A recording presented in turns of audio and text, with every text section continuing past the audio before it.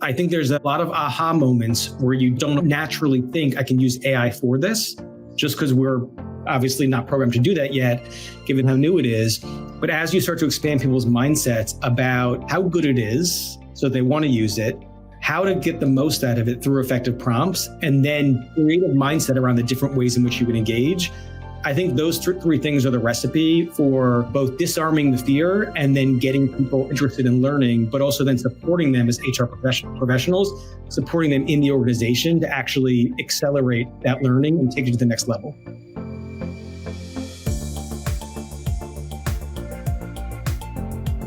Hi, everyone, and welcome back to Betterworks podcast, People Fundamentals. I'm your host, Alex Lerald, Senior Director of Corporate Marketing. Betterworks' core belief in people fundamentals revolves around enabling everyone in the workforce to strive for excellence, to foster creativity, and to acknowledge each individual's contributions. Betterworks translates these beliefs into business fundamentals through strategic HR leadership. And in this show, we're diving even deeper into these principles as we hear from the experts about how you can make them come alive in your organization. And in this episode, adapted from a webinar in our People Fundamentals series, we're embarking on a journey to dispel 7 common myths about AI and unveil the transformative power of AI in the HR landscape. To do this, we're joined by Doug Dennerline, the CEO of Betterworks and the author of the book, Make Work Better, Revolutionizing How Great Bosses Lead, Give Feedback, and Empower Employees. Joining him in the discussion is David Landman, former head of talent at Goldman Sachs. Together, they bring a wealth of experience and insights into our discussion about emerging technologies and how we can harness their full potential. If you're an HR professional, you've undoubtedly encountered the looming myths, such as the idea that AI is on a mission to replace you. But don't worry, Doug and David will navigate you through the truth behind this fear and how AI skills are not here to replace, but to empower HR professionals, and all employees for that matter. Are you concerned about biases creeping into your HR processes, like performance reviews? Our experts discuss the intersection of bias and judgment, unveiling how AI can revolutionize performance reviews, making them fairer, unbiased, and more insightful. HR holds the reins to lead how this technology impacts businesses. So our conversation today is not just about debunking those and other myths, it's about embracing the opportunities. Join Doug and David on this journey as they unravel the truths and possibilities that ChatGPT and its AI companions bring to the HR realm. You'll emerge with a more robust understanding of how you can navigate the AI revolution in HR within your organization. If you're an HR professional, the first myth has probably been anxiously lingering in your mind a lot in the past year, that AI may replace you. But don't worry, that's not the case, say Doug and David. Having AI skills can increase your productivity. If you find yourself grappling with the balance between administrative tasks and providing valuable strategic guidance, AI is there to help you rather than jeopardize your position. The greatest worry shouldn't be about AI replacing people, but people without AI skills being replaced by people with them. The other thing I think about is people talk about AI making people in companies dramatically more productive, somewhere between 50 and 70%. And also the kind of work that they're doing on that 50 or 70% is more strategic. As a CEO, my decision is, do I do that with 50% less people and achieve what I'm achieving today? Or do I achieve 50% more because I'm working on things that are more strategic and go that much faster than my competition? I would err on the second one, not replacing jobs, but going faster as a company in a world that's moving at a really fast pace. And I would add to that, as an HR practitioner for over 20 years, and I think many people who are joining us are also HR practitioners who are probably experiencing the fact that we spend so much time doing administrative rote tasks that end up eating up our energy, but also our bandwidth to actually do what we all want to do as leaders, which is provide strategic advice to the business. In a comprehensive study on AI usage conducted for Betterworks, we uncovered some behaviors that were surprising. Over half of employees use AI applications for strategic work and brainstorming, highlighting the technology's increasing relevance in shaping organizational strategies and decision-making. With that research, we were able to debunk myth number 2, that AI is being used primarily for rote or administrative tasks. We did a research at Betterworks, where we got 1,000 people to respond to a survey asking them about the use of AI. And one of the things that we learned, and we asked this question, is that over 60% of the use of AI in companies is around strategic stuff like brainstorming and business planning. And so it's not just rote, it's doing things that are of much more relevance to an organization. For anyone who has not tried it yet, when you just start to brainstorm with ChatGPT and see just the questions that it asks to help prompt creative thought, it's pretty incredible. So I am also excited, as Doug said, around the more strategic use of AI in terms of helping people think through problems and plan strategies and beyond. I am also excited about AI's ability to reduce the operational burden for simple yet complicated tasks. So if you just think about something like data analysis and the amount of time that we spend now mining data, looking for that needle in a haystack, let alone being able to more proactively identify trends and opportunities where we can intervene as people leaders, I think AI's ability to consume massive amounts of data and to help highlight for us the key and most important insights that we can then action. That's another area that I'm particularly interested in. Our next myth is one that may scare those who believe that robots are taking over, that AI will replace human judgment or become a type of Skynet. Remember Skynet? That was the fictional artificial neural network that threatened the existence of humankind in the Terminator movies. But instead, think of it more like an enhancement of human judgment and the elimination of emotional biases. This is especially relevant in HR processes and the ongoing endeavor to make performance reviews more fair.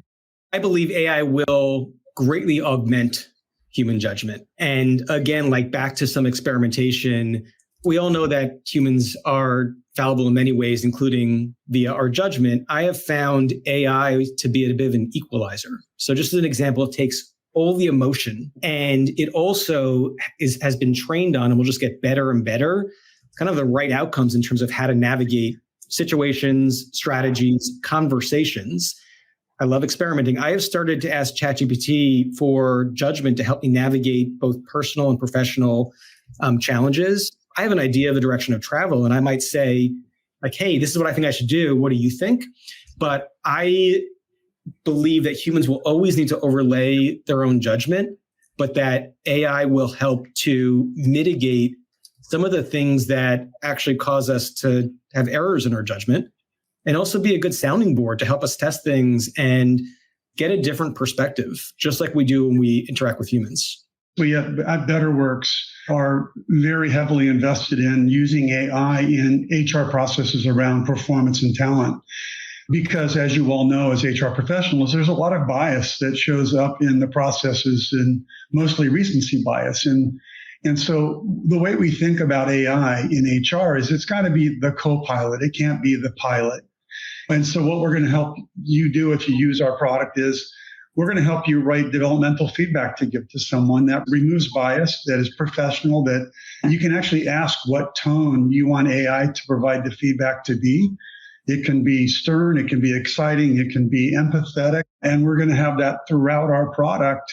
But the job of the person that uses it is to say, this actually represents what I want this person to hear from me and the reality of it, not just send it over and say, written by AI. And but by the way, a lot of the times what AI comes up with is good just like it is. It still needs to be reviewed by someone who's a human, if you want to put it that way. This is a great segue into breaking down our next related myth, that AI might amplify biases. David and Doug discuss the intersection of bias and judgment in the context of performance reviews. They emphasize the critical role of AI in providing well-informed insights and transforming the current biased systems within organizations.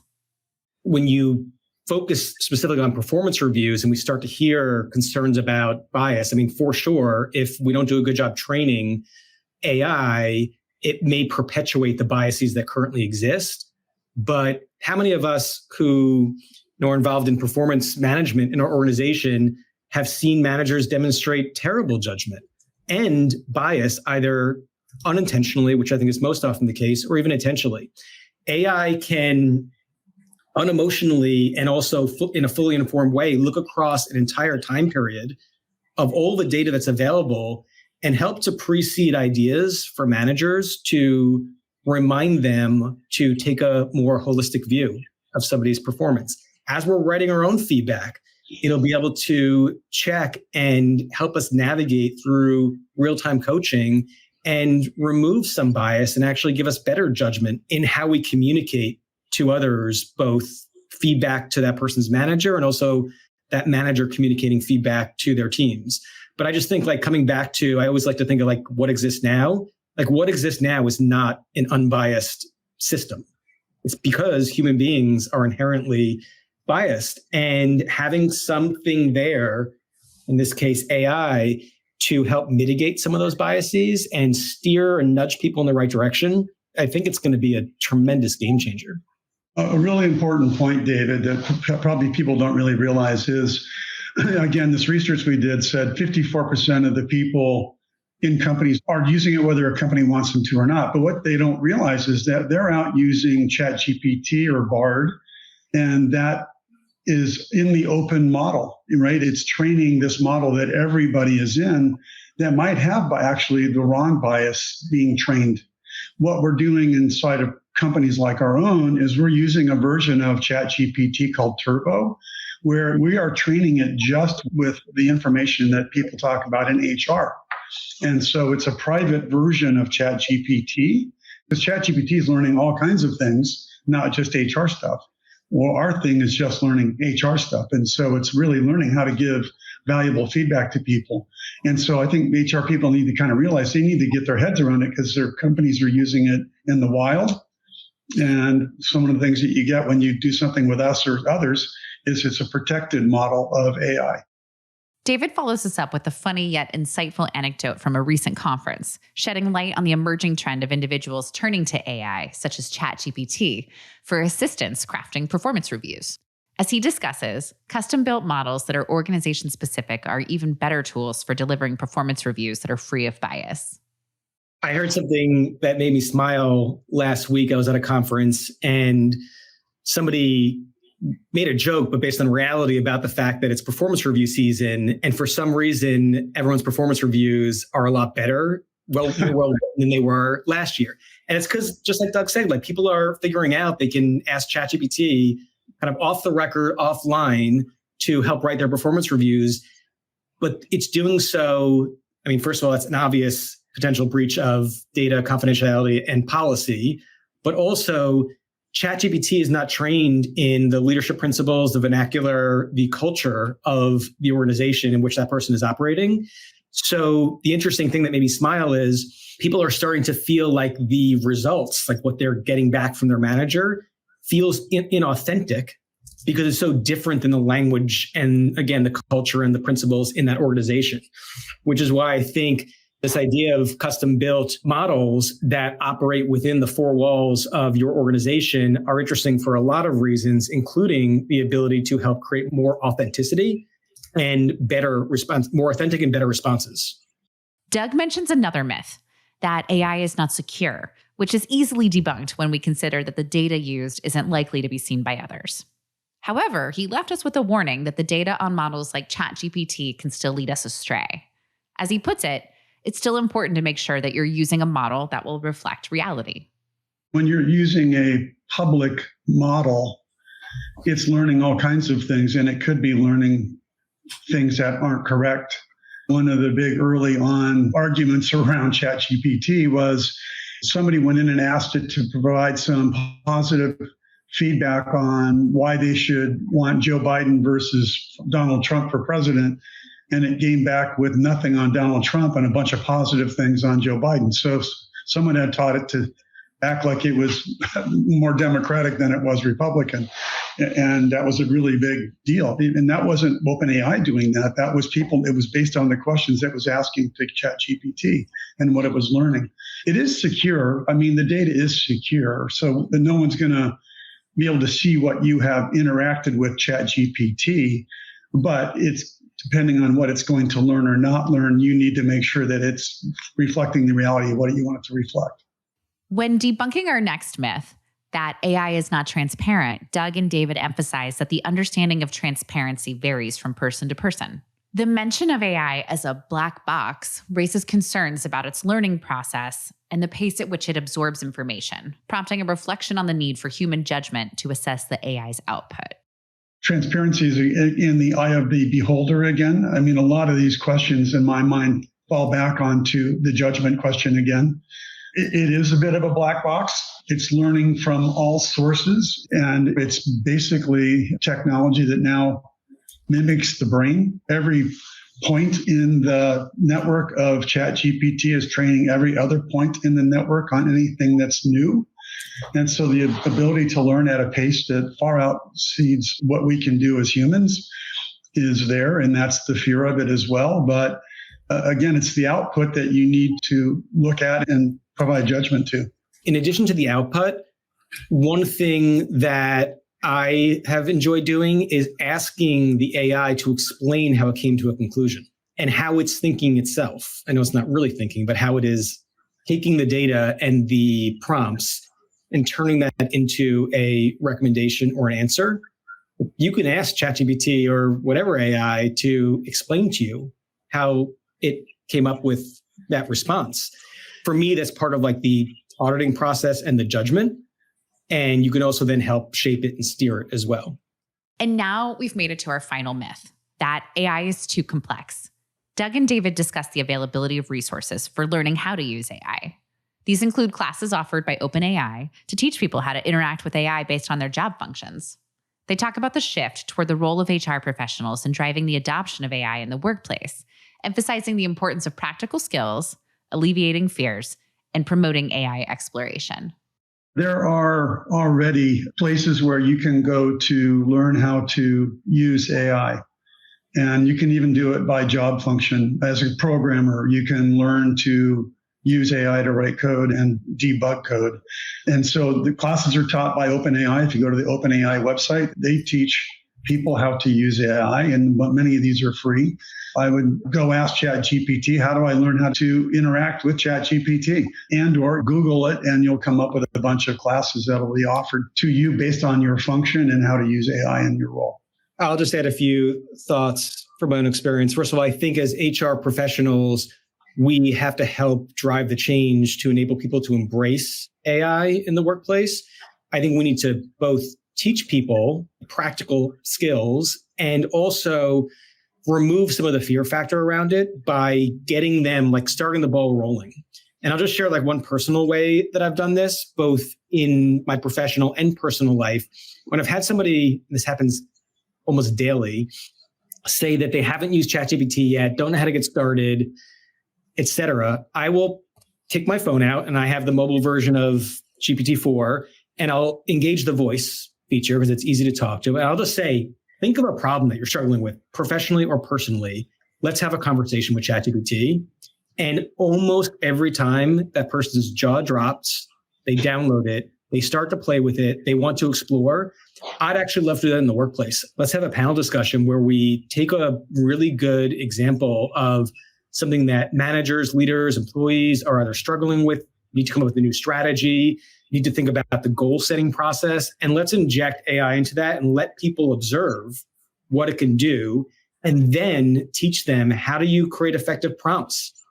What are the different use cases? I think there's a lot of aha moments where you don't naturally think I can use AI for this, just because we're obviously not programmed to do that yet, given how new it is. But as you start to expand people's mindsets about how good it is, so they want to use it, how to get the most out of it through effective prompts, and then creative mindset around the different ways in which you can engage. I think those three things are the recipe for both disarming the fear and then getting people interested in learning, but also then supporting them as HR professionals, supporting them in the organization to actually accelerate that learning and take it to the next level. So I'd encourage people to do a couple of things. There's a website called There's an AI for That. And so there's an AIforThat.com. I send new AI company information to everybody in my company on the daily. If you go to Google or to ChatGPT and say, what are the top 5 AI companies that people are using to do SEO on my website? Or what are the top 5 websites to use in marketing to write content? You name it, in accounting, it's not just ChatGPT and Bard. There are thousands of, 100 companies a week are propping up. The amount of venture capital going into AI technology is immense, and zero venture capital is going into companies that are non-AI. It's dried up and gone away, only into AI. So again, I encourage everybody to embrace this in a meaningful way. To close us out, David and Doug leave us with their final thoughts on AI and how to use it in the coming year. They talk about the importance of maintaining human oversight and judgment when incorporating AI into various functions, and caution against viewing it as a binary change. The conversation underscores that AI is a tool meant to augment, not replace human judgment. HR professionals can actively engage with and shape the use of AI in their organizations to foster a positive transformation of work processes and innovation. I think this theme that keeps on coming up about human oversight, judgment, and appreciating and using AI for what it is, but not for what it isn't, is really important. I tend to find when we, just more broadly speaking as an HR professional, when we make change, people see it as like binary of you are introducing this entirely new thing that's going to change the way in which we operate A, B, and C. The truth is this is just a tool that's going to augment our jobs, our judgment, change the way that we work, I think mostly for the better, but it's just a tool. And it's not always going to be perfect nor right. We need to do our diligence. We need to apply judgment, both organizational judgment and obviously individual judgment. And if we do that, I think we'll have a much more productive route to using this tool effectively. But if people just take what comes out and they're lazy, they just take what's out, hit publish, or do what it says that they should do, we're not going to have the right outcomes. The positives of AI far outweigh the potential negatives. I think the innovation in this, at the beginning, it was the fastest technology to 100 million people ever. It did it in a couple of months. And it is going to profoundly change the way that people work, the way that they innovate. It's going to be across all functions inside of a company. This isn't just HR. Our company's using it. It's helping to write code for us. It's helping to debug code. It's writing scripts for qualifying the code. It's creating content that's relevant about what we do. And so it's a really important technology. And I would encourage everyone to, embrace it and learn and understand, especially as HR professionals, you work with your leadership to come up with your own language around how you're going to use AI, and then how you talk about it externally, how you're going to protect people that use it, and have models for what your expectations are for people internally, because they're using it already. And you probably want to put some guideposts around what the use for is in AI is internally. And are you going to pay for people to pay for ChatGPT 4.0 versus 3.5, which is free? So I'd encourage you to get your heads around this technology, because it's not going away. And the fear that I had a year ago about it, I feel it much less a year later after being intimately involved with it for 12 months now. And I think that's true of people that have been experimenting with it. You'll find that to be true as well. Remember that AI is a powerful tool with the potential to profoundly change the way we work and innovate. Embrace it, understand it, and actively shape its use within your organization. Here are 3 key takeaways for you to overcome any preconceived notions that you may have and embrace AI for what it truly is. First, remember that AI is a tool meant to enhance your role, not replace it. The real concern is being left behind in the AI revolution. Embrace AI as a strategic ally in boosting productivity and focusing on more impactful work. Second, create a strategic plan for the use of AI. As we discussed in this episode, AI is not just for rote tasks. It's shaping organizational strategies and decision-making. Leverage AI to reduce operational burdens, especially in tasks like data analysis, and allow HR professionals to focus on more strategic aspects of their roles. Lastly, use AI to enhance human judgment. Instead of fearing bias, recognize AI as a valuable co-pilot in HR processes. It helps in writing feedback, steering away from biases, and providing well-informed insights. It's about refining judgment, not replacing it. As HR professionals, we can drive change by teaching practical skills, reducing fear, and initiating AI exploration within your organizations. So, Let's actively shape the use of AI. Embrace its potential. Learn, understand, and lead the way in creating a future where AI augments our capabilities. This will make work more productive and innovative. And get creative. Use this conversation as a launching point to figure out how you can keep exploring the possibilities of AI in your workplace. Be sure to stay tuned for our next episode of the People Fundamentals podcast. We're talking to Vizier's Ian Cook about the evolving landscape of HR tech. Subscribe to us on Apple Podcasts, Spotify, or Google to find out what's in store. And if you like what you hear, share us with your friends and colleagues. We'll see you again soon.